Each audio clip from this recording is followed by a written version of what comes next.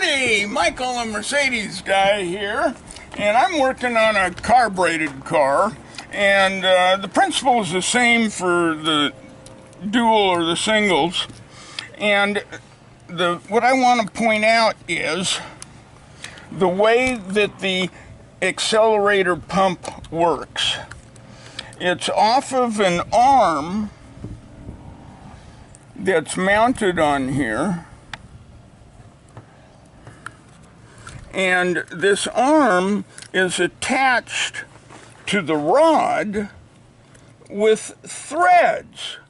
So you actually turn this onto there for it to stay. But what happens over time, since this is just soft die-cast pot metal, the threads strip out. See that?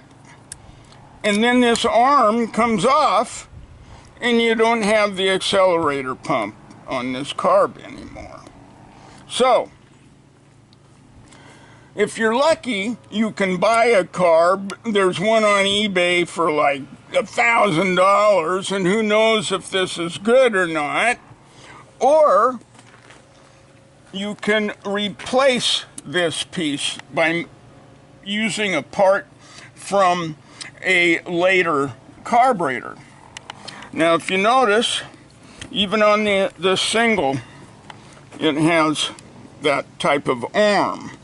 Although it is longer, if you notice.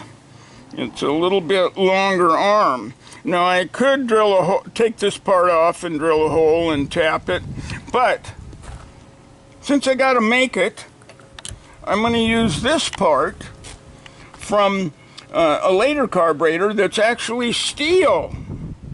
So my fix will be permanent.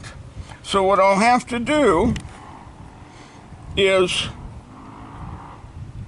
do some cutting with a saw, and then some grinding with the bench grinder to get it into this shape.